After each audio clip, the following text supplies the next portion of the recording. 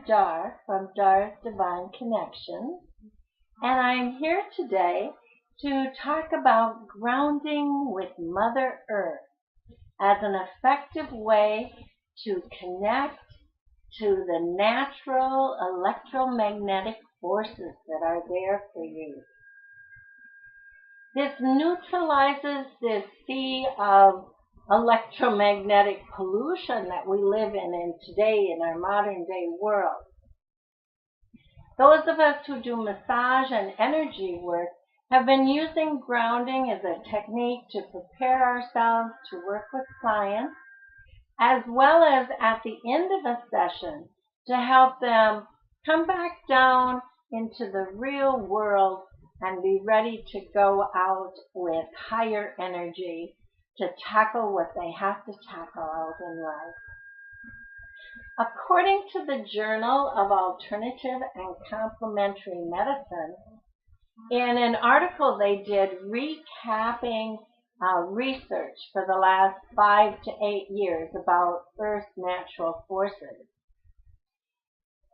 This will reduce inflammation, boost antioxidants, improve sleep, it'll balance your energy, clarify your thinking, if you get a little foggy brain, and regulate the endocrine and the nervous systems of the body, and perhaps even increase our lifespan as it does all that. As I mentioned, the research is relatively recent, let's say 5 to 10 years. So today let's look at 5 simple ways to activate these natural forces that are just available to us. So the first most obvious way is going foot naked, barefoot. Many cultures, even where footwear is available, are choosing to walk barefoot on the earth because they realize that Mother Earth has some basic earth therapeutic values. So flip off those shoes and walk in the grass or sand or petals or ponds. And one thing you can be aware of is the K1 point, the kidney point on the foot. By being aware of the kidney point on the foot, you can just open that point with a gentle massage prior to going barefoot. So if you want to gather free electrons and natural energy from the earth, the answer is go foot naked. The sole of the foot has more nerve endings per inch than any other part of your body. So just doing a real light massage there on those points. And I'm just going to show you the point on my hand here. And what I mean by light massage is just a nice circular motion. And if you decide to do that on both hands and feet, get down on all fours, just like the animals do. I also sometimes tease that besides going foot naked, you can go hug a tree. That's also one way to ground.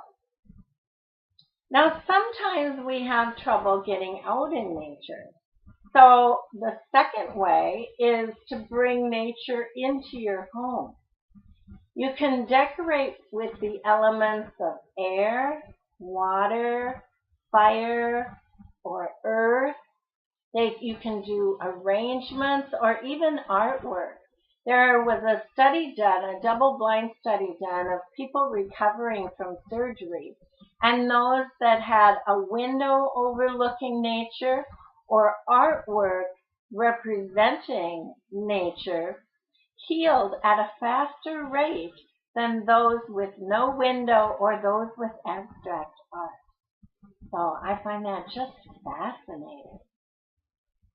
So if you're in a climate where it's not practical or it's too cold to go barefoot, or you're in a high rise and unable to get outside during periods of time, one thing that I like to do is take a rock. I have a beautiful quartz crystal about this size. I have a clear crystal that we dug out of the Ozark Mountains that's just gorgeous. I have a chunk of calcite that came right out of the earth here at the lake, right outside the lodge. So any of those rocks I just will put like under my desk in my office and just put my feet on it like a footstool, especially in the wintertime. Right now I have them out in the sun recharging, but my favorite thing is to bring them in and place them like under my desk. So a third way is to do visualizations, like nature visualizations.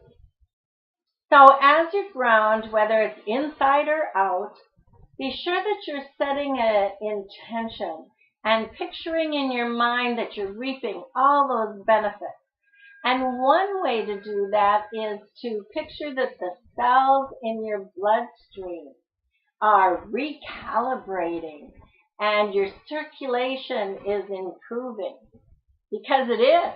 Because grounding or earthing, whatever you might want to call it, will improve of that. So one of my favorite meditations is to imagine, or visualization, is to imagine that there are roots growing out of the bottom of my feet. And I have them travel deep into the earth. And remember that K1, that kidney point, you want to have some strong roots going down from that.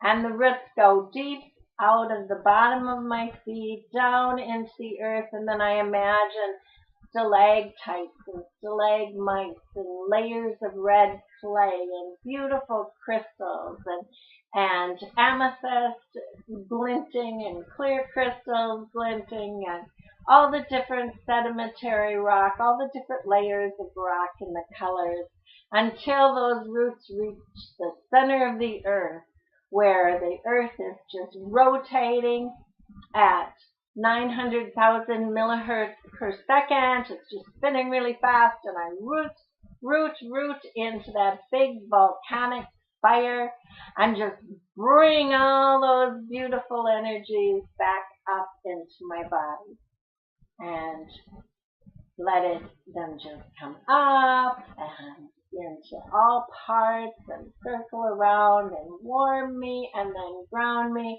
and know that I am of this earth at this time. Another idea is to take a saltwater bath. And if you haven't done that before, they are enjoyable. I've never been a big bath person. I've been a shower person.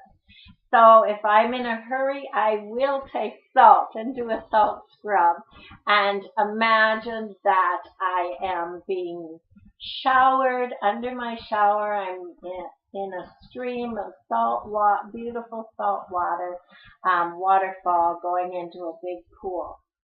But while you're in the saltwater bath, you can add a few of your favorite rocks or crystals. You can visualize a beautiful tropical location. You can float in the sea with the sun drenching down on you. You can almost pretend like you're shape-shifting and becoming part of the ocean and the sand and the Gulf. So those visualizations will help you to ground. A fourth technique is to use props or tools. And as you set a clear intention, as I mentioned before, to ground in the earth energy, you can, take your favorite stones and perhaps, handle those back and forth.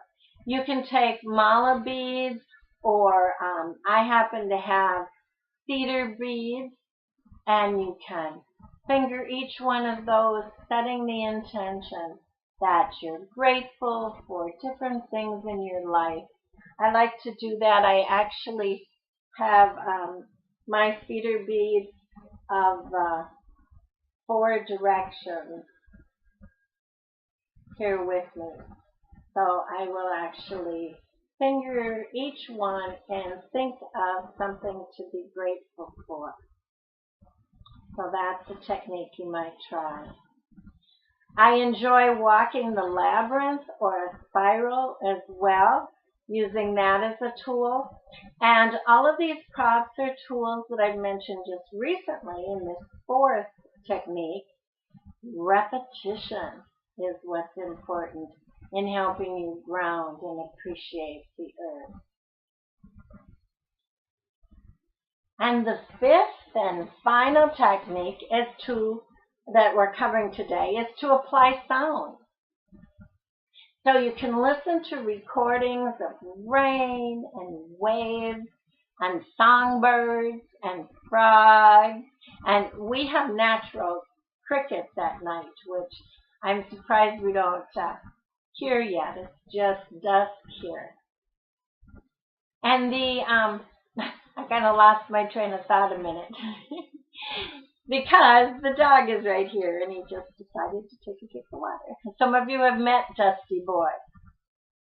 The other thing that you can do is set your intention to connect your root chakra, and you can visualize, you can listen to those music and you can visualize this beautiful red light, almost like a hula hoop, just kind of going around the base of you, around your tailbone and down and into the earth with a beautiful beam of red light, and let that light get refreshed in that volcanic center I talked about. So that also helps. None of these are to be used in isolation. You can just combine the whole bunch and do it all. Another sound is, and it sounds a little funny, is the ape sound. So by thinking of the root chakra and by doing a real deep and you can bend your knee, stand up, bend your knees a little bit, and connect to the earth with the ape sound in the deep red color. And as most of you know, indigenous cultures, they use musical instruments. And for instance, grab a rattle here. The rattle can be used to represent water, and you can bring water in and the blessings of water. And you know how water rinses away things? Well, the rattle can be used to clear and rinse away things that no longer serve you.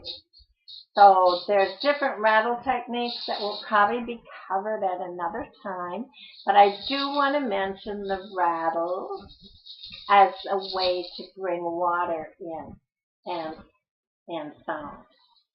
Another more common sound is the drum. This one happens to be Ojibwe drum, and a quite common sound is the heartbeat. Heartbeat, heartbeat, heartbeat, heartbeat.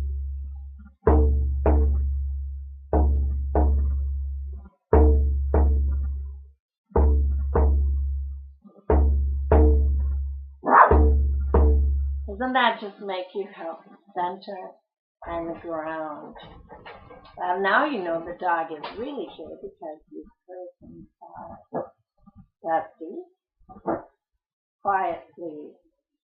In conclusion, earth plus skin equals natural health. And some of the things that can happen is less inflammation, more antioxidants, better sleep, improved energy. So why not go foot naked, bring nature in, apply visualization, set an intention with some type of a prop, or use sound and rhythm. Thanks for joining Dar's Divine Connections today, and I'd like to just send love and light and blessings your way.